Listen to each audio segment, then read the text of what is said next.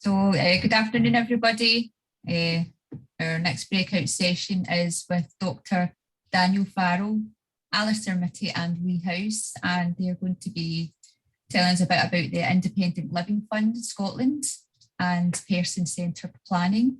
If you've got any questions, if you could maybe leave it to the end for them, ask a question in the chat box, or once we open up the Q&A, you could just raise your hand. Thank you. I'll put it over to you guys. Hello, thanks everybody for coming to join us. So there's myself, Alastair, that you should be able to see Danielle as well. Yeah. Hi. And Lee as well from ILF. Hi everyone. An informal session, and our session's just called Dream, Plan, Live Your Life. And what we're just going to do is each of us is going to take you through a bit of a section of that. So Danielle's going to take you through the dream section. I'm going to talk a little bit about planning, and then we're going to hand over to Lee to talk a little bit about living your life, about what the ILF can do to support people to live a good life. So what we're going to start with is Dr. Danielle Farrel is going to be taking you through a little bit about her experience of person-centred planning, and we're going to talk a little bit about the Person-Centred Planning Network Scotland and ILF as part of this discussion. So, dreaming, Danielle. Thanks, Alastair. I'm going to start talking about the dream, which is often the section that people, if anybody facilitating a plan will start with. And then from the dream, you normally work back the way to incorporate steps like where you are now, where you want to be in a year's time, where you want to be in 6 months' time, and things like that.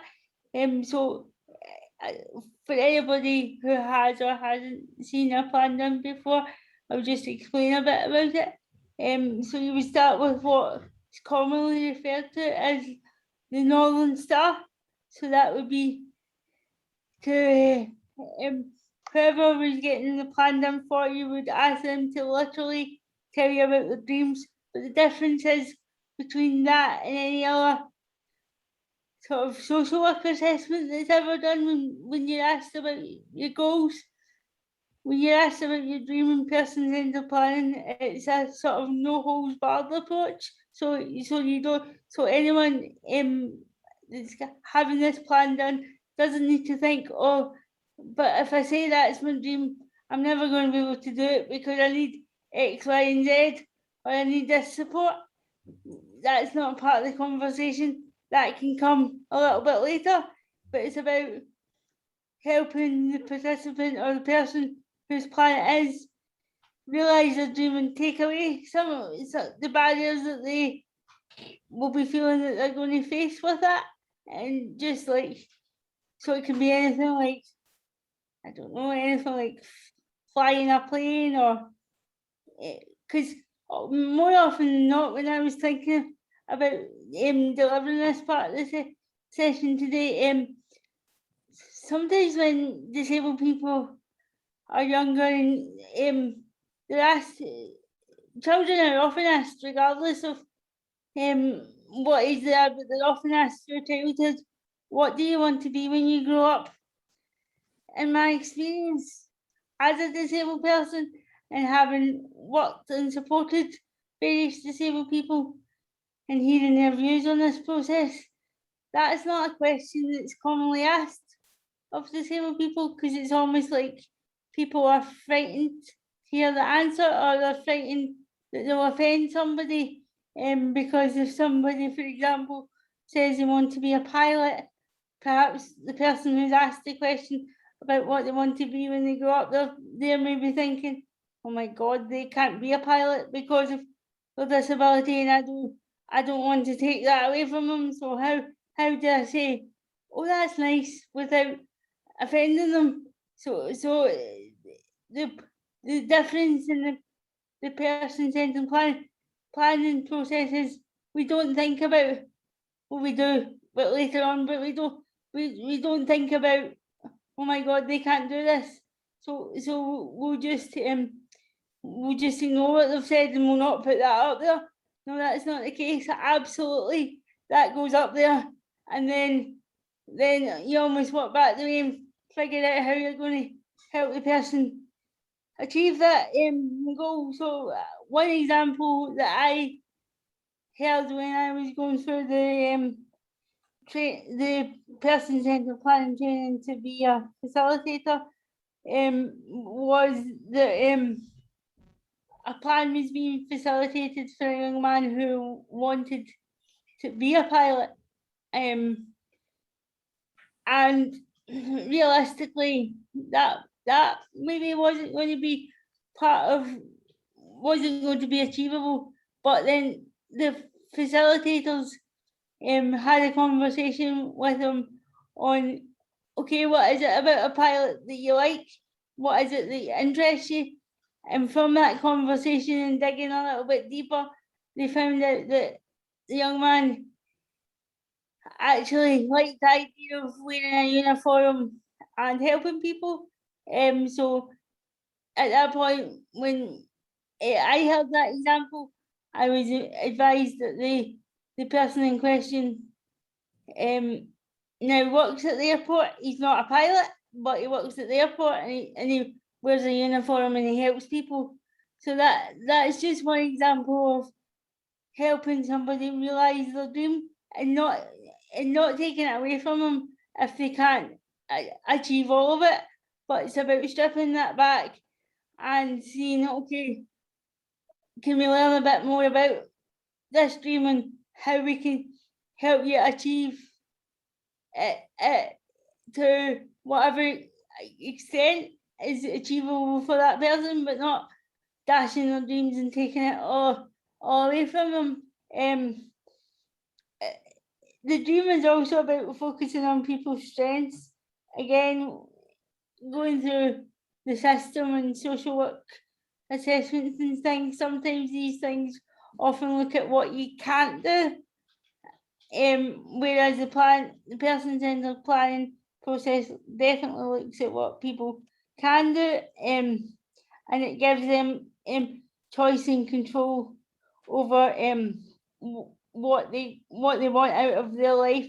And it's important to say that in a world where it's so unpredictable, myself and Alastair, and I'm sure other colleagues, have developed smaller graphics that allow us to support people digitally through the person-centered planning process, because traditionally it's normally up on a wall with a bit of paper and the graphic, and people can be in a room for 6 hours. That doesn't need to be the case with the digital graphics. We can do that in bite-sized chunks. If somebody wants to do the plan while they're eating their toast and their jammies in the morning, that's fine if that's what works for them, and we can go back and revisit it as many times as required. And it's important to say that a plan doesn't need to be done once and then that's it for that person's entire life. It can be done at various stages, and it can be changed and adapted to meet the person's needs at whatever stage they are at in their life. And I'm just going to finish my part by telling you that I didn't have my first person-centered plan constructed until I was probably about 30. Had I had it done sooner, I could have achieved what I've achieved without as many obstacles. Because now that I've been through the process, I can see how valuable it can be. I can also tell you that it's quite an emotional process, and it brings up things that you didn't realise that you were thinking, and the things that you thought you would say aren't really valid at that point. But yeah, I had my first plan done when I was 30, and you can see in that photo that Alice just put up briefly the plan. You can see it slightly behind me on my bedroom wall, and that started from the Northern Star and worked its way back to where I was at that point. And having still got the plan at home, I can see how much I've achieved since that was done, and how much I've still to achieve. But things like I said I wanted to go on holiday, and I was asked by the facilitator, okay, where do you want to go? And I said, an American road trip. I have no idea where that came from, because I've never had that conversation with anybody, but it was obviously somewhere embedded in my brain, and it just sort of came out. So the dream section and the planning process that Alastair will talk about, and it's definitely one that I would recommend, and it's totally different, and that's why that's part of the reason we set up the planning, the person-centered planning network, because so that young people and families and anybody really that needs a plan can contact us, and we can connect them with the right people to facilitate that plan that meets their needs and makes them feel comfortable, because we're also conscious that not everybody will gel, so it's about finding the right planner for that person.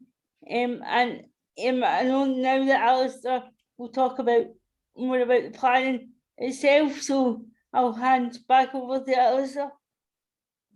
Thanks very much, Danielle. And Danielle, of course, as usual, has been a bit modest because she's not talked about some of the other stuff she has achieved.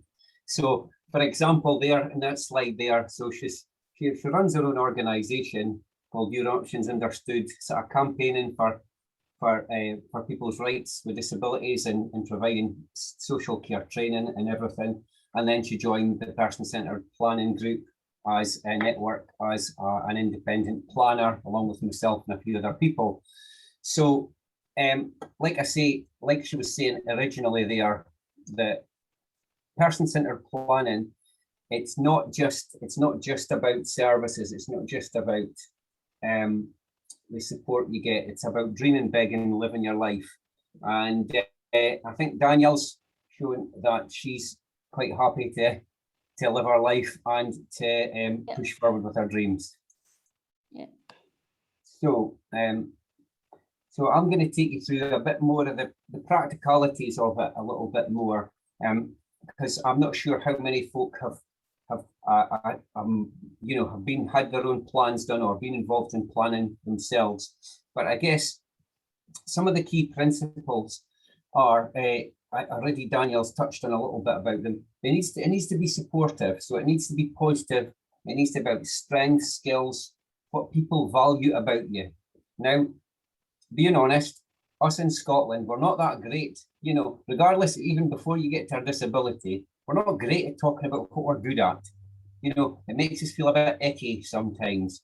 So sometimes it's a bit of a stretch for us to start thinking about, what do we do well? What do people like and value about us?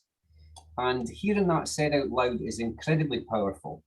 And it helps you to think differently sometimes, because a lot of meetings, a lot of reviews, a lot of discussions about your future, if you have a disability, quite often focus on things that you can't do, the things that you need help with, what's going to get in the way, and it always makes your world smaller.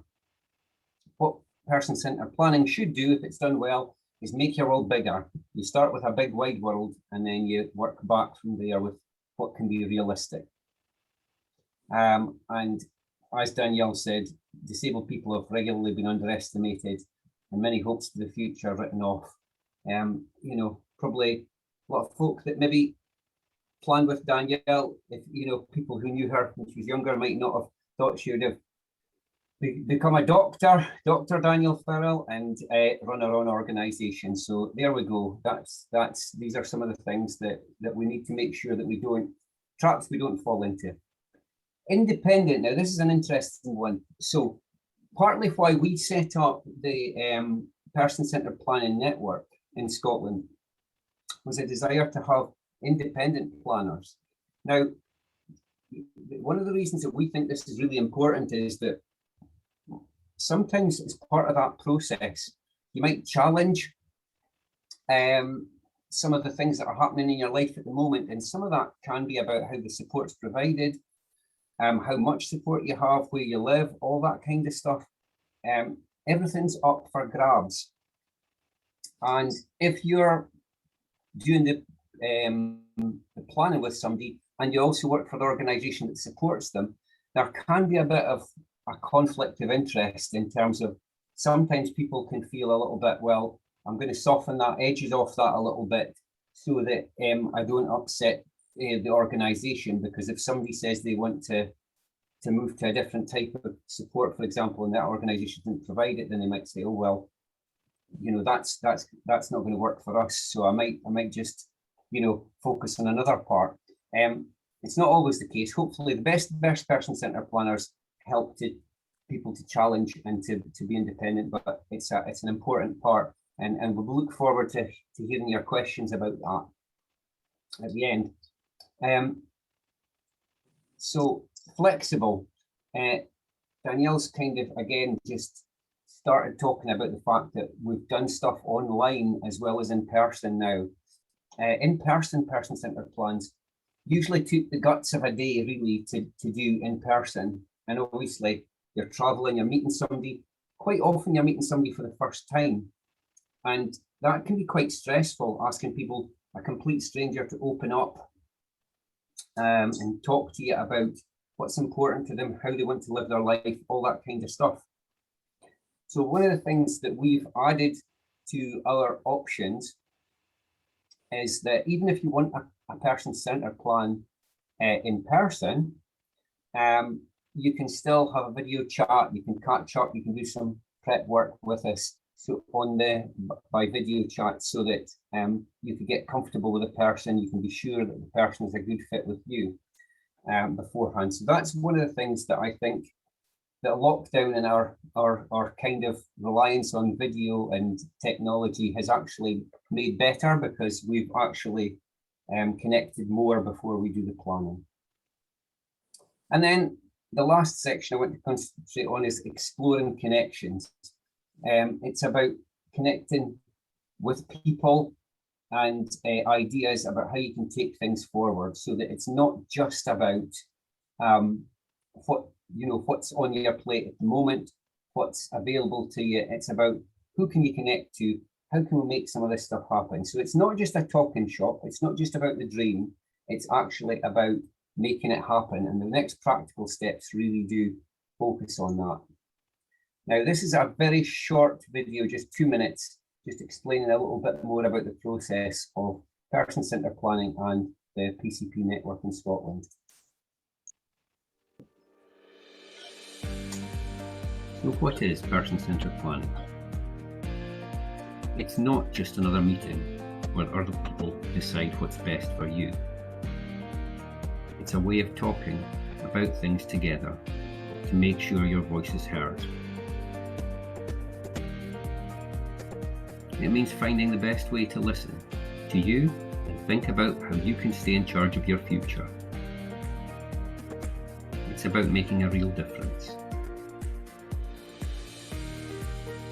Even if life is complicated and you don't know where to start, this is a good way to help you gather your thoughts and work out the best way to start.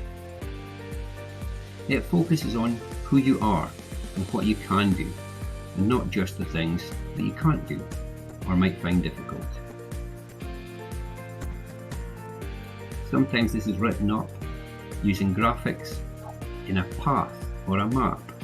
These are just ways to write down the things you've all decided are most important to capture when planning your future.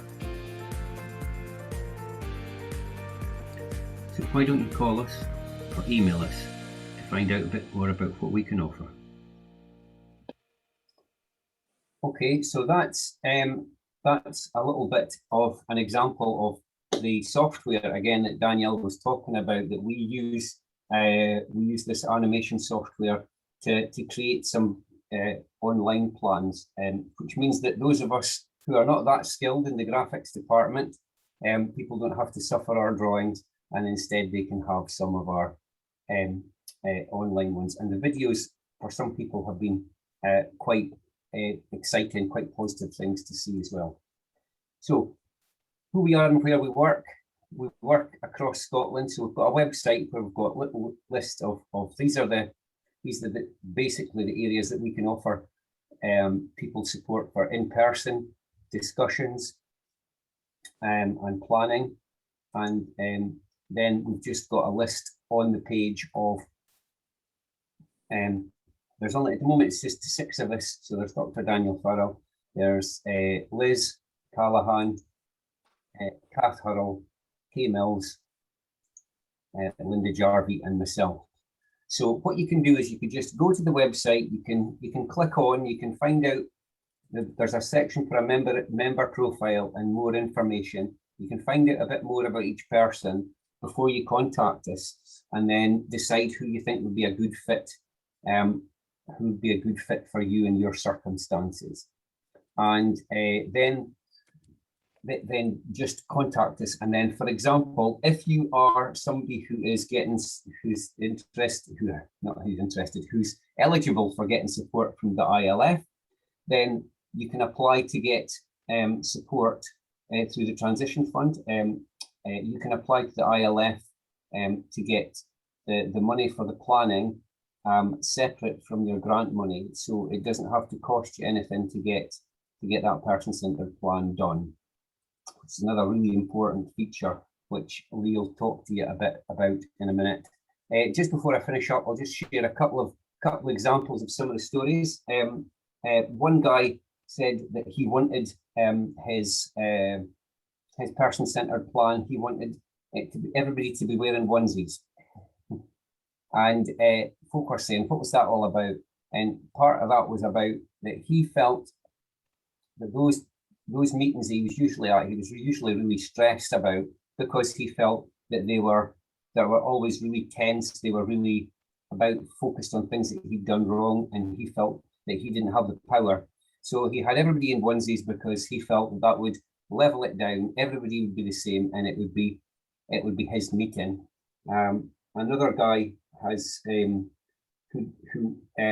was a wheelchair user, and he was wanting to have a job, and it came out of his discussion that it worked out that one of his skills and one of the things he was really good at was about being really focused on detail. He could really concentrate for long periods of time, and he ended up getting a job as a security guard, watching the video screens to see if somebody had been stealing, or if there was anybody doing anything else they shouldn't do. So he managed to get his ideal job. So I'll pass you across to Lee now, who'll give you a little bit more information about ILF. Hi everyone, I hope you're well. I'm just going to bring up a presentation, well, details of the fund. I'm going to kind of just touch on main aspects of the fund. We can always follow up after for any questions and stuff, but person-centred planning part, you really need to know about the fund so it ties in, rather than just telling you about the person-centred plan bit. So let me just bring this up. Technology, hopefully it's gonna be good for me today. So can you all see that? Or Alastair, can you tell me if that's come up? Yeah, that's come up fine. Perfect. Cool. So I'm going to run you through the basics of this, and say we can always follow up after. If you've got some in-depth questions, I can always pick these up, because there is quite a bit to this fund, but I'm going to take you through the sort of key points of it. So just to let you know, this fund, ILF Transition Fund that Alastair was talking about, provides money for up to 1 year to support young people living with disabilities as defined in the Equality Act 2010 to improve their lives. So as it's listed here, it covers, if you've ever seen the Equality Act, it really covers everything. And just to give you a key stat as well, from when we started the fund, I think it was around 15 to 20% of applications mentioned mental health.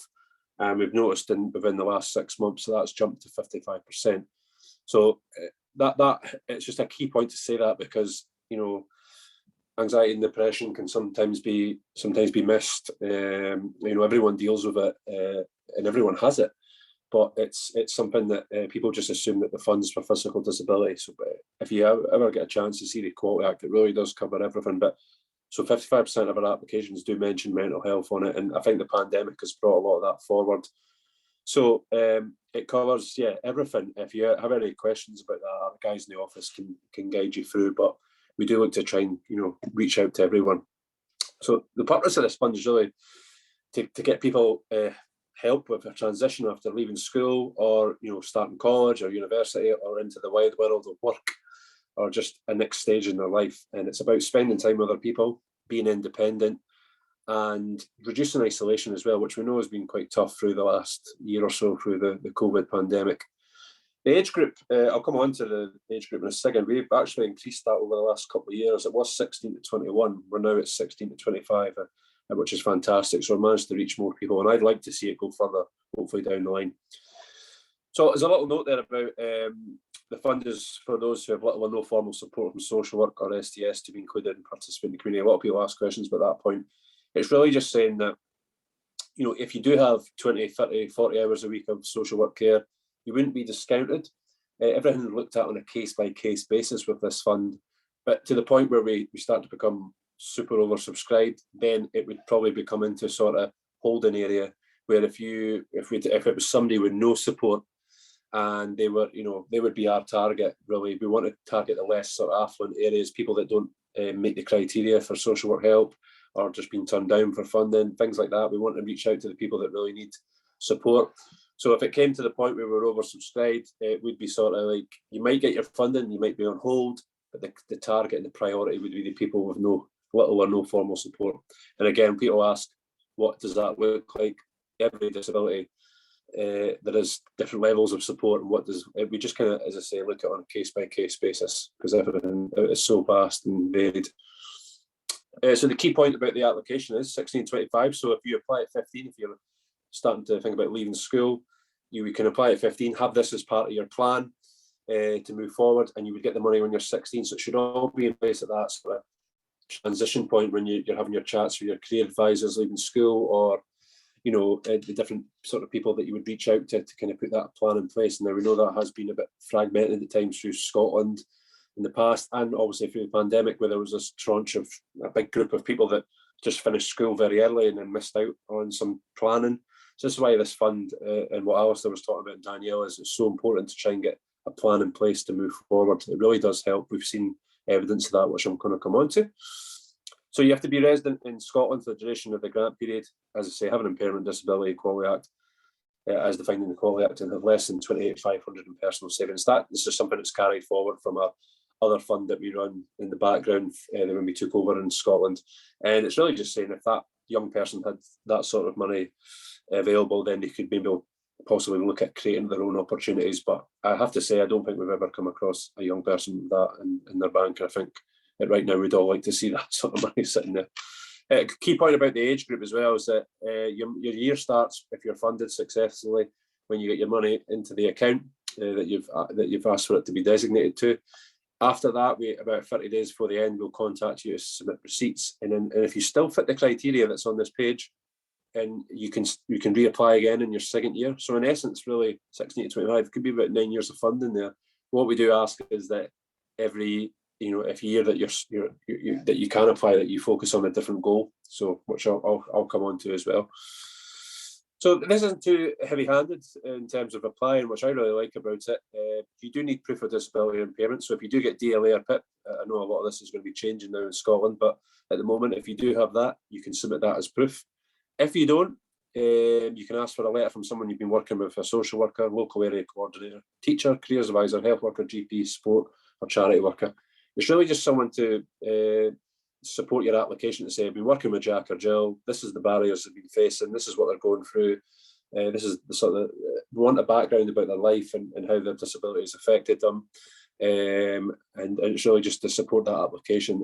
If it can come in on some sort of headed paper through some of these channels, that would be great, because it just adds that weight to it as well. We do get some that have just come in on a little bit of paper and things like that, so we need to make sure that it's coming from a professional or a charity, GPs as well, especially around the mental health thing.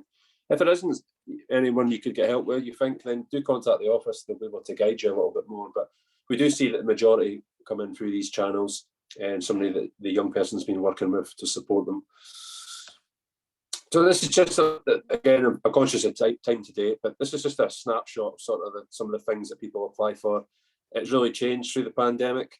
There is a full FAQ, which I've got a nice email that I can get passed out to everyone that attended today, and it gives you a bit more insight into what we can fund and what we cannot fund. But that, again, it's just reiterating, when you're applying for an item, that you're looking at multiple items if that's what the young person would like to go for, but it's channeling what each item would do for them in that grant period of a year. What are they aiming towards? So I'll take you through some examples of these ones. So art and music lessons, again, through the pandemic, been really popular. You know, we had a lot of people learning guitar as well. So a basic goal of that would be, you know, want to learn guitar because I would like to have confidence in myself to write my own songs and then maybe start a band. So really simple sort of goals like that, but that's what we're sort of looking for when you're applying for a specific item. What's key to remember as well, with every item that you apply for, that we do need a quote. So if it is a guitar that you're looking at, then you're going onto a website. For instance, I was on it yesterday called GAC, and you just pinpoint the guitar that you want. You send in the link with your application via online or, you know, the postal, and it's for auditing for when you know, we're finishing off the sort of end of the fund.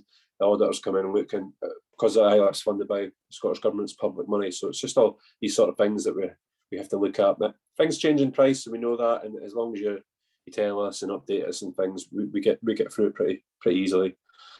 So some of the other things, popular device and technology, so iPads and things like this, where people are looking to, maybe the goal is to look for work, to learn how to, you know, do gaming design. You know, it could be anything. It's really about that young person and what they're into and what their passions and goals are. And the key line of this fund is trying something new. So something they haven't done before, something that can inspire them to move forward in life. Class and clubs are starting to come back now that we're reopening. That's been really popular. Travel training. So if it's maybe someone starting college, they're looking to get to A to B and need some support with that, in the hope that they could then at some point be able to do it themselves, or, you know, just learn as they go. One of our most popular is driving lessons. So we've done a lot of work around this one. So we would offer up to 40 hours of driving lessons, your practical, your theory, and all you need to do is identify someone who would be suitable for, in terms of your disability as well, because there is certain instructors that would focus on people with autism or things like that. So it's worth looking around. So we leave that all with the young person and the families who are applying. It's about what you want to do. We don't choose a driving instructor for you. You would go away, get the quote from the driving instructor, and then you build that into your application. Driving and gym are quite popular together. So driving is, you know, increasing job opportunities. It could be just going to join a club because you have to travel. We had one guy that just wanted to pick his mum up from work to spend more time with them. So spending more time with other people. The gym is about self-esteem, confidence, eating well, personal training, developing your body, developing your mind. So it's all about leading the item that you want, or the young person wants to purchase, into the goal. What would be the goal of having it? What is the benefit from having it? That is a really key part of the application. Just to touch on some of the limits on using the money, really the list of stuff that you see on the screen is something that, you know, it kind of screams local authority, or, you know, especially around personal care, medical care. We would always ask, with anything that you want, that you check that a statutory body wouldn't be able to fund it first, or another organisation. And as long as you just tell us in the application, so I applied to local authority, but I didn't fit the criteria, I was turned down, or I went to college and didn't get funding, just let us know, because it just saves us asking the question, because our casework team and assessor team will pick up on that. So it's just to say that, you know, money cannot be used for things that another organisation can give you money for: access to work, student awards. So if you're at HNC level at university, SAS would be able to maybe support you there. And a lot of people don't realise as well that we've had questions about, when people have applied, that they can get a needs assessment if they're starting college. There could be some support there. So just things like that, making sure that you've covered all the areas where the support is statutory, and if it hasn't available for you, just let us know in that application. It just saves us a bit of time. So how much can you get? So the amount that you can apply for at the moment is 4,000, which is fantastic. Our average grant through the whole nearly 2 to 3 years that we've been going now was around about 3.2, 3.3. We've changed it a couple of times to try and reach more people, because when the pandemic hit, a lot of services closed, and our average grant dropped down to £1.5–2 grand. So we brought it down for a temporary period to reach more people, and we promoted it that way.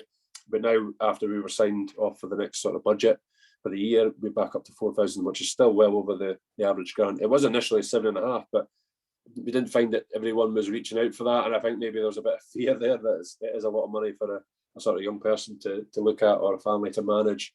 And it can be quite daunting at times. And this is what leads us on to what we've been talking about today, the Young Person's Planning Grant. So I'll give you a bit of background about why we've introduced this into the fund. Is that we found that a lot of the applications that were coming through were either, and due to no fault of anyone really, just probably, we had to do a bit more work on that ourselves in terms of promoting it and raising awareness of the fund. But some of them were coming in with a lack of, goals, a lack of sort of quality in terms of the input of the young person, a bit of, about story. Some of them were quite short. There was a lot of detail missing.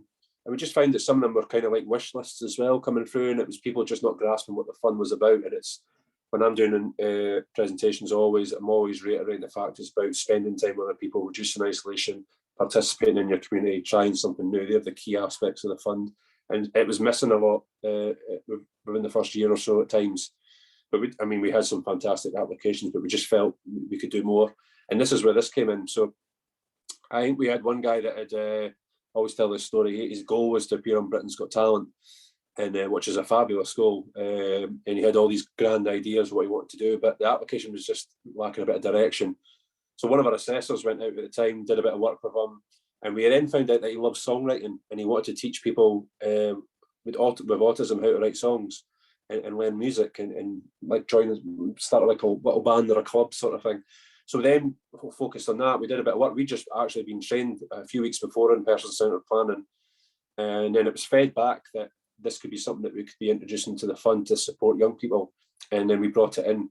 So we ended up seeing that, like Danielle was saying at the start, the assessor worked backwards with the family. It was like his goal was Britain's Got Talent, but how does he get there, and who does he need around him? What's his support network, and what smaller goals could he be reaching? Because it is quite daunting, I think, sometimes for young people to apply.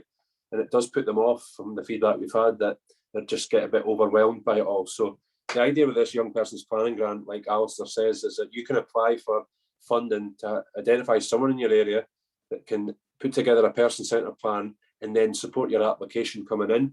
And the great thing, which Alastair mentioned, is the money that you apply for. We usually see it come in between £600 to £700. That's just a sort of average that we see.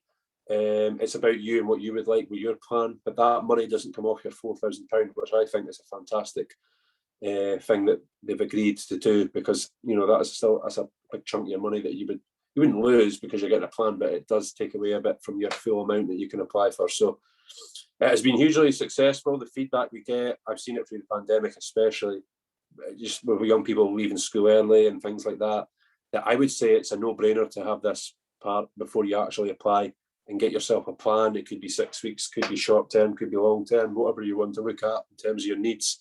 But it's really important because you're getting a plan out of this, and you're learning about some new skills as well, I think, because I did the training and I learned a lot about my own self, and it made me look at my life a little bit and what was important to me.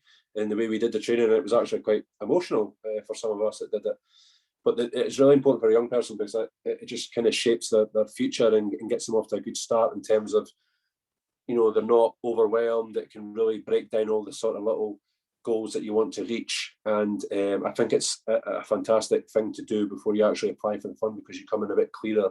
And remember, if you still fit that criteria with the fund, don't necessarily, I think sometimes with our applications that people want to shoot for the stars with everything in their first year, from horse riding to, a trip down to London to the flower show to learn about gardening, or sports equipment. It's all, and there's no harm in that, but you really need to display in the application that you can manage this. Obviously, who's going to support you, and obviously the benefits out of these items. So it's a fantastic way to start. It's really to support that young person and getting off to a good start, really, with this fund and within their life. It could be, as I say, transition for me happens at any point in your life.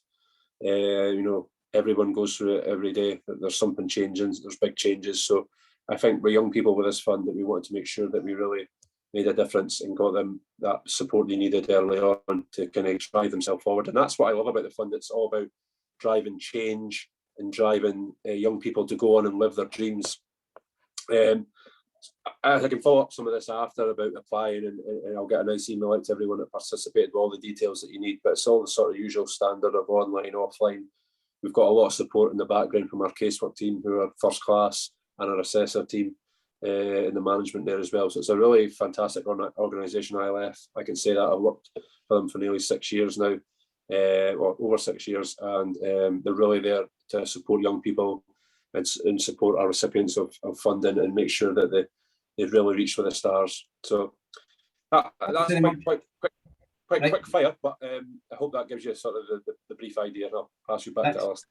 That's perfect. Okay, so we've just got about 3 minutes left. So just any quick questions for either for Lee, for Danielle, for myself, anything that's raised for any of yous?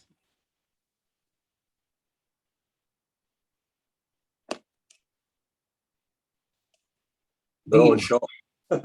Yeah, hi Dean. Yeah, I just wanted to say, you know, to all of you, thank you very much for the presentation, because, you know, for young people, it's very, very important for them to have that foundation where perhaps they haven't had the foundation, you know, the foundation's not at home or whatever, that they have the chance to access and be given that chance. I mean, I was given when I was at college, I was very, very lucky.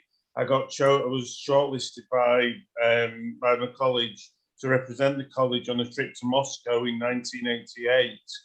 And I've had one or two other things as well where people have helped me out. So, and I remember that, and I think without that help, you know, I mean, I think I would have done all right, but for some people, you know, who have less opportunities, it's harder, and they need the help. And yeah, I think it's wonderful what you're all doing. So thank you. No, thanks, Dean. I mean, I think that's one of the things that we're seeing daily is that there's not a lot of good news, is there? There's a lot of you know, cuts to services, cuts to benefits, and things are quite desperate. And I think that the ILF is particularly is unusual in that it's something that's easy to access, and it's you know, and it's for fun stuff, so you don't have to go on bended knee. And I think that's something that Scotland should be really proud of. Any thanks for your comment, Dean. Any final thoughts from anybody else? Could I just say to you all, thanks very much. It's been really good presentation, and I think the idea of holding on to that dream that Danielle mentioned was, I think, for everybody, probably something that is a good starting point. But I really appreciate it. We're running out of time, so if there's anybody that does want to ask a question, please put a note in the chat, and we'll try and pass it on to these guys, and they could answer that later. But Danielle, Alastair, and Lee, thank you very much. We appreciate you taking the time to come and join us today. Thank you all for joining us. Cheers. Cheers, guys. Thank you. Okay.